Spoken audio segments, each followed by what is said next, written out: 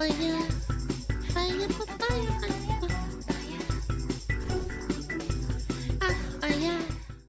Did she like unalive someone? She must have. 25 years is very serious. The Utah mother who published a children's book about coping with grief after the sudden death of her husband has now officially been found guilty of his murder after. Okay.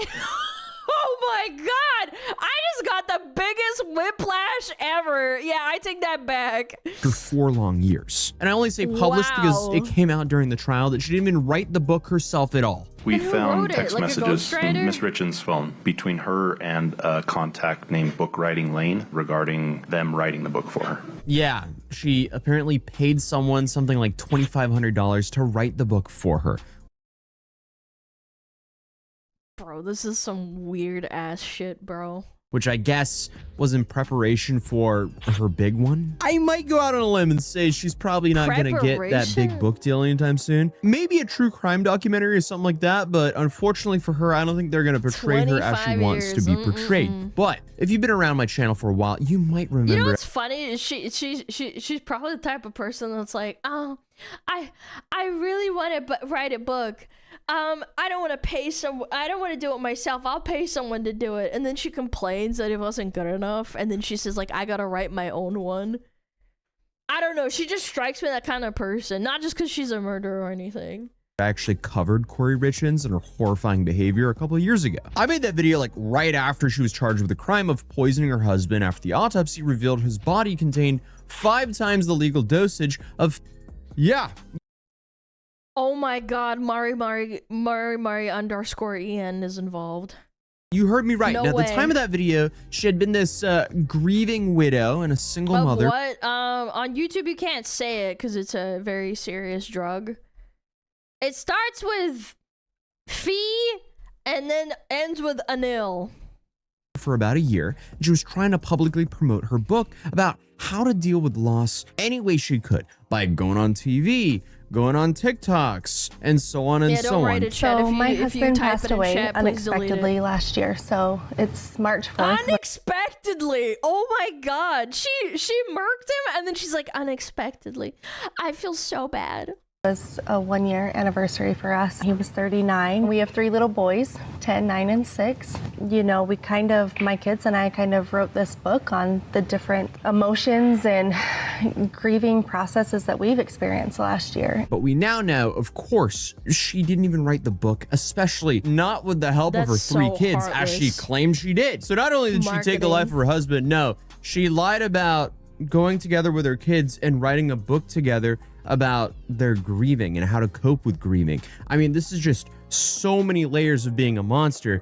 It's unbelievable. Did detectives investigate how Corey Richens came to appear on Good Things Utah? Yes, a subpoena was sent to ABC Utah news station. It appeared that they had some kind of standardized form that anyone could fill out to requesting to be on the show, and it looked like Miss Richens had filled that out and they were communicating about the results. And not to mention, Eric's death, again, never should have happened in the first place. What a cold-blooded killer. Why? Was it all for, what is it called, like life insurance? So for her to try to capitalize off of it while she's still, I guess, being too lazy to even write the book herself, this is just outright disgusting. It's all just a really sad and horrifying story about how one selfish mother's choices left her kids not only without a father, but also now without a mother, since Corey will likely spend the rest of her life behind bars. And that is because recently a jury officially found her guilty of her husband's murder after only 3 hours of deliberation. We, the jury, unanimously find that the defendant, Corey Richens, is guilty of aggravated murder. And not only that, she was also found guilty of a couple other charges, including insurance fraud and forgery. I've watched enough of this shit.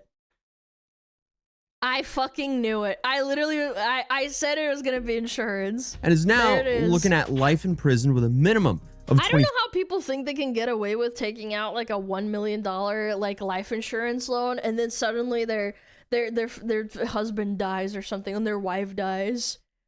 I've never understood that. You don't think they investigate that shit immediately? 5 years. So the entire multi-day trial was live so streamed, which stupid. actually makes it pretty easy to Well, cover, those are murder but porn. she No, might it's have my chosen to mom. not My take mom the and I stand to watched it a avoid, lot. I don't know, a brutal cross-examination, but regardless, it didn't matter. And at different points during the trial, the court heard about how Corey racked up millions of dollars in debt, had taken out life insurance policies on her husband. $2 million.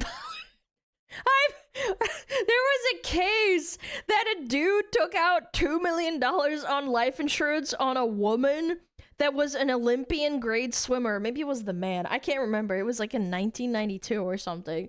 It's an old cold case file. He murdered her on the boat and then he threw her overboard. And when the police came, they were like, hey, how did she die? And he's like, oh, she went out swimming and she just like, you know, fell over. Why didn't you help her? Oh, we didn't have any life rafts on the board, so I couldn't help her and I just watched her die.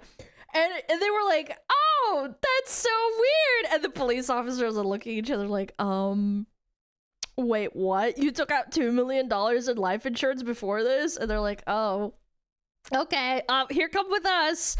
Put the handcuffs on him. And was even having... You can't have those on board, it's illegal. Yeah, I know. And then they said, like, wait, you can't not have a boat and not have life rafts or life rings or whatever the fuck. It's like crazy. And she was like a really, really good swimmer too.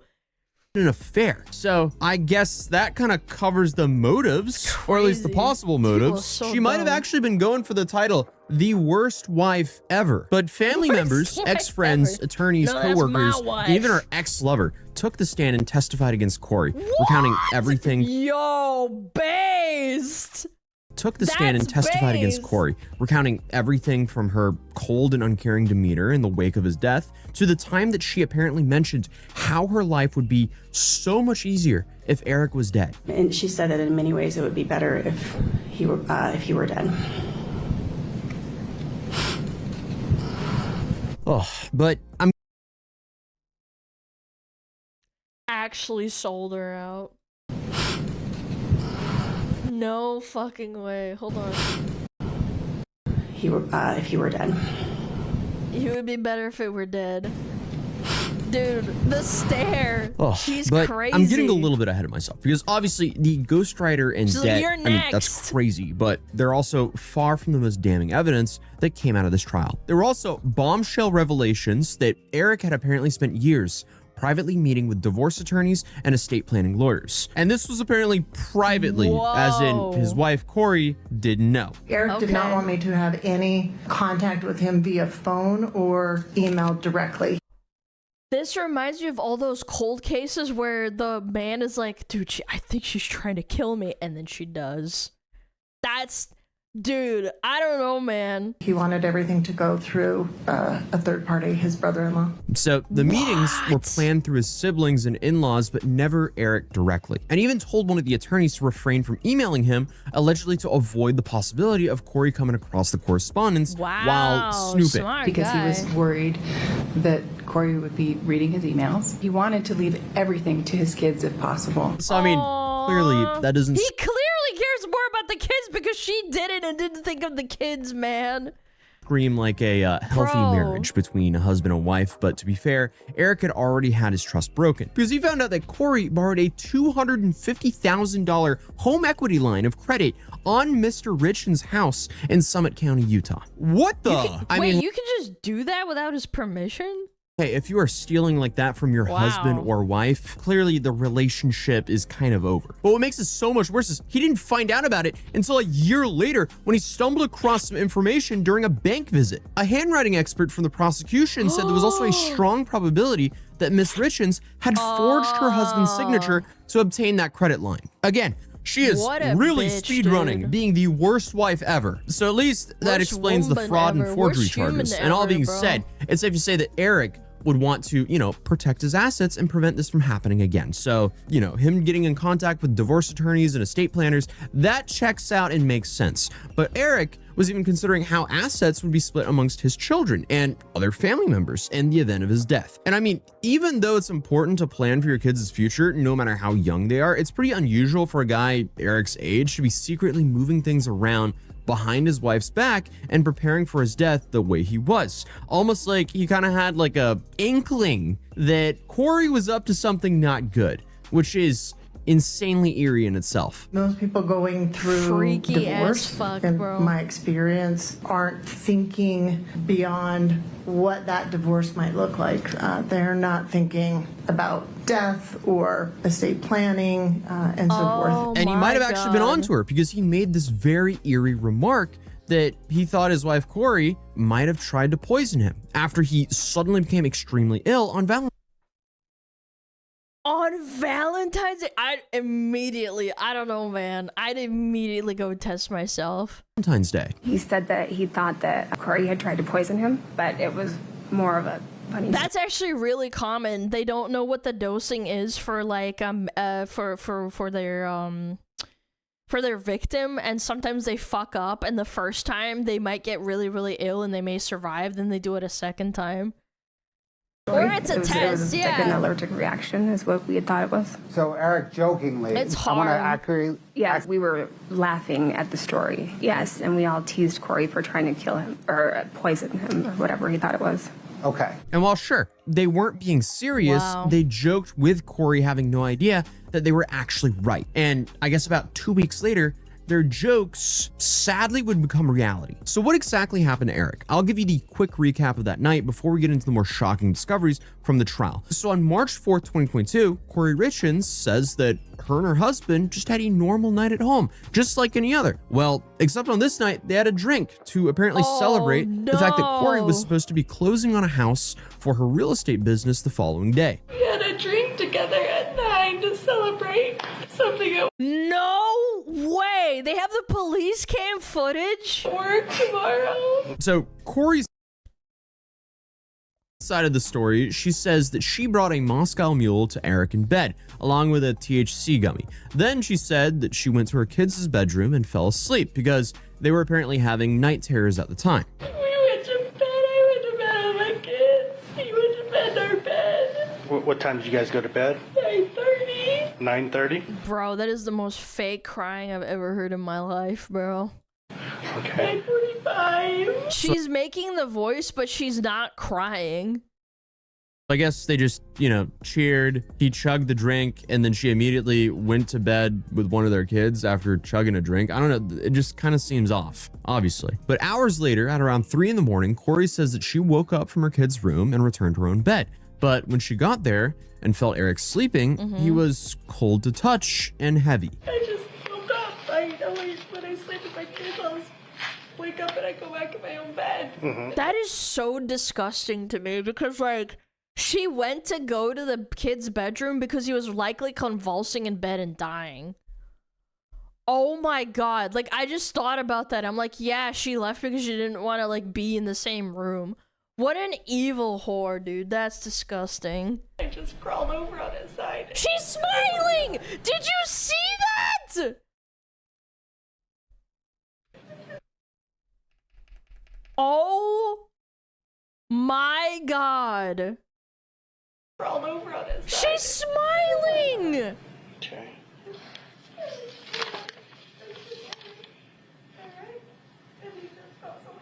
So she then says that she called Bro, 911. I feel like if I saw someone that I really deeply care about, like family, and they just died, I wouldn't be able to, like, talk. I'd be throwing myself at the wall and, like, fucking just snot everywhere, probably shit in my pants because I'm beside myself. Oh my god. And she's like, oh no.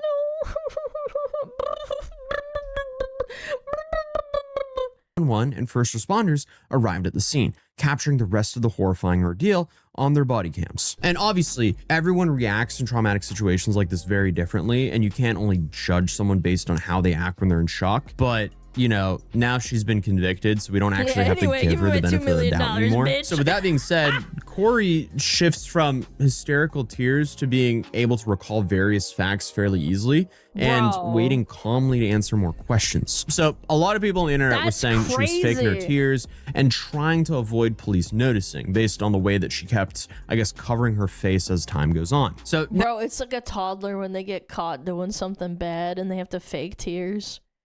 The way she putting her hands on her head so she doesn't look at them. naturally, she was claiming she had no idea what could cause this. The THC gummy, the allergy shots, two things that absolutely do not cause this. No, it would have been better if she started saying like, he's overdosed on marijuana. He's the first case ever to die of marijuana.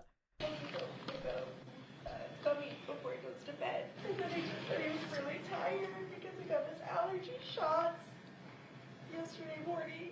Corey also recalls that Eric apparently had Lyme's. The fake shaking her hands is crazy. Corey also recalls that Eric apparently had Lyme's disease, and she lists, you know, a whole plethora of things that she was like, oh, maybe this happened, or maybe this could have caused this. Does he have any medical conditions or anything like that? He has Lyme's disease. So no heart problems or anything like that? No, I mean, he just said his chest was hurting when he went to bed, but that's, I mean, not. Getting poisoned is such a bad way to die too. It's so horrible. Not that dying isn't horrible in So the I guess first her place, thought but process still. behind the various things that could have ended his life What a schizo. was confusing to say the least, but her story conveniently places her outside of the bedroom when Eric passed away, allowing her to, I guess, you know, feign ignorance and toss out a bunch of false leads. But I guess another one was that he had a history of abusing pain medication back in high school. Any history of prescription abuse? I mean, no, but he was in high school and stuff, yeah. Okay. Pain pills, I think. And I mean, that's just downright evil. Like, knowing that pain his life was pills. taken and she was responsible and she's throwing out stuff like this. So now we know that she poisoned him and then tried to frame him as some sort of like secret addict to his friends and family. Yeah. Like, this is just so sad. You have to be such a soulless monster to go on and do this. I don't know how a person like this can look at their kids knowing that she took their father's life. But I guess she doesn't as give a equally fuck as about disgusting them. this is, she seemed to hope that she could use a part of this as her defense. And I guess this assumption is based on the most damning piece of evidence presented in the trial, because there was a letter found in Corey's cell in 2023 after she had been arrested, known as the Walk the Dog Note, because jurors were told that the 6-page letter was written by Corey to her mother, Lisa Darden. And Over what? in it, she outlined some ideas that she had about what her family could say to her lawyers when they testified. Most of it was her, again, trying to paint Eric as some secret addict. Like, I guess some sneaky guy who... She thinks she's so clever. Sky is saying even if the gummies have... Bro, she can't even say the word... She can't spell the word fent right. Look, it's spelled incorrectly. addict. Like, I guess some What a sneaky dumb guy who bitch. just She tricked doesn't even know everyone the he knew. drugs that she's Because using. as far as everyone could tell from Feta, the yeah, outside, just I Eric want was a some feta very cheese in successful my- and my responsible drugs. husband and father. Like, he wasn't spending a bunch of money or acting shady or secretive. And in the note, Corey writes that she was hoping that her brother It's the feta could that got him. recall She was the a feta time that addict. Eric got on pain pills and from Mexico and did not tell Corey. And then also, I guess, relay that information to her lawyer at the time, Sky Lazaro. Here is what I'm thinking, but you have to talk to Ronnie. He would probably have to testify to this. He will need to tell Sky at the meeting next week. Upon information and belief, just like they say, a year prior to Eric's death, Ronnie was over watching football one Sunday, and Eric and Ronnie were chatting about Eric's Mexico trips. Eric told Ronnie he gets pain pills and from Mexico from the workers at the ranch. Not to tell me because I would get mad, because I always said he just gets high every night and won't help take care of the kids. She also states there's Dude, what a heartless monster. photos on her phone of Eric passed out, you know, which I guess could be used as evidence according to her. But those photos could also just be of him sleeping. There are pictures in my phone of Eric passed out on the floor or in the chair. I feel like everyone in a relationship, especially a long-term relationship, has pictures of their significant other sleeping. This is normal to have. It Yeah. absolutely does not mean that they're an addict. I have pictures of my dad passed out in the chair, in the recliner, like hands like on the side and then mouth open, and then I send it to my mom. Like, it's funny. Like, yeah, you think it's hilarious. And are passed out from using Like, you know, something like, crazy. But she continues on. Ronnie never told me about this Snoring. Yeah, conversation. Eric finally told me and asked if Carmen could get him some. Carmen being Eric and Corey's housekeeper who testified during the trial that she actually sold Corey on multiple occasions leading up to Eric's passing. Did Corey Richens ever ask you to purchase for her illicit drugs? Yes. How many times? 4. Did you purchase illicit drugs for her? Yes. How many times? 4. And Carmen says that Corey reached out asking if she could help her get some pain medication for, I don't know, an investor apparently? Like, what? She reached out and asked. An investor?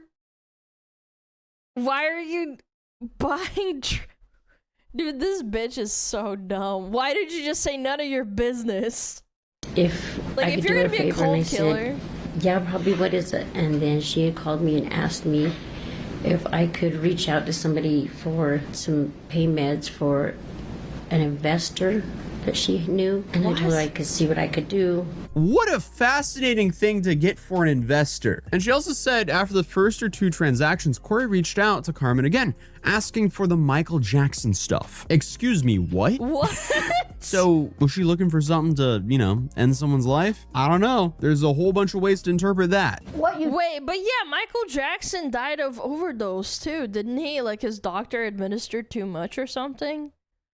Did you tell them it's not that Corey didn't ask for, she asked for the Michael Jackson drug? Yes. You tell them that? Mm-hmm. I actually don't know how to interpret that, but the substance that apparently took Michael Jackson's life wasn't even...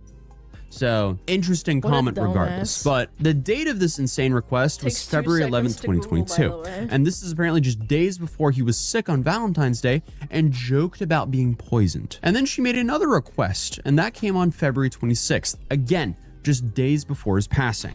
I mean, seriously, there was just so much evidence stacked against Corey from the start here. I don't even know what she thought was gonna happen here. Not to mention, she seems pretty emotionless the whole time, aside from a few eyebrow raises at witness testimonies. Like, I feel like she essentially knew that that's a classic psychopath, sociopath sign.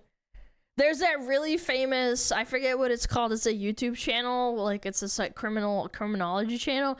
The guy murdered like 3 people and then he's sitting in the chair unmoving, unblinking. The entire like 6-hour interrogation. And then there's like a speed time lapse and it's like the police officer's like getting up, he's moving around, and this guy's like barely moving an inch. She got caught. But I guess she thought she'd just go down with a sinking ship and maybe pray for some forgiveness from a jury member. I don't know. Regardless, that didn't go too well for her. And on top of everything else we covered, there was apparently evidence of her planning a life with another man at the time she took the life of Eric. And this new dude was apparently named Josh Grossman. And I guess this dude thought she was getting a divorce. So Josh, who is, for obvious reasons, no longer dating Corey. He's more distraught than she is. He testified against her in court and claimed he had no knowledge of her plan to, you know, murder her husband. And she also did confide with him about wishing he or Eric could just go away. But Josh says at the time, he didn't think that she meant she was going to take his life. And honestly, I don't think anyone would. Like, this is such a bizarre case. I feel like any normal human being would just assume, yeah, she's divorcing him. So, you know, she could actually go on and live a life with this guy and not be behind bars for the rest of her life. But unfortunately for the story, most of the horrible assumptions are true. Luckily though, Eric's family is getting justice as Corey was found guilty on multiple charges. The most important one being the murder of her husband. Count 1, aggravated murder. We, the jury, unanimously find that the defendant, Corey Richens, is guilty of aggravated murder. And her fake shocked face and just like delayed head bow when they read the guilty verdict, that's just insane. We, the jury, unanimously agree that the prosecution has proved the following circumstance or circumstances regarding count 1 beyond a reasonable doubt. The homicide was committed for pecuniary gain, and the homicide was committed by means of the administration of any substance administered in a lethal amount, dosage, or quantity. And like I mentioned, she was also charged with attempted aggravated murder, forgery, and insurance fraud, because I guess she was just hungry for the insurance benefits as well. Yeah, but as of right now, her sentencing is May 13th, which apparently would have been Eric's 44th birthday. That's insane. Holy shit, that's karma right there. This whole story is just He's laughing. tragic, He's laughing. especially He's like, for the kids. "Fuck you, They bitch." lost both of their parents because of their mother's selfish actions. Because Yeah, what a currently she's disgusting facing bitch. life in prison with a minimum sentence of 25 years. But that's it for today's video. I'll see you guys in the next one. Peace. 25 years? Honestly, should have been more, not gonna lie. Disgusting. Justice has been delivered! Nasty ass. I wonder what will happen to those kids. Probably grandparents taking care of them, if I had to guess. That's so sad. Hey, where's mom and dad? Oh. Oh, dad's dead. Oh. Mom's in prison because she killed him. Oh. Sick. Cool. Gonna have to live with that for the rest of my life. Horrible. I hope they're okay. Hope it gets better. Those poor kids, yep. Sick backstory. I mean, sick is relative, okay? Sick, more like sad, but sure. More prison time. I think 25 is pretty fucking lenient for ruining the kids' lives, for killing the dad. They'll never have a dad. Oh, yeah.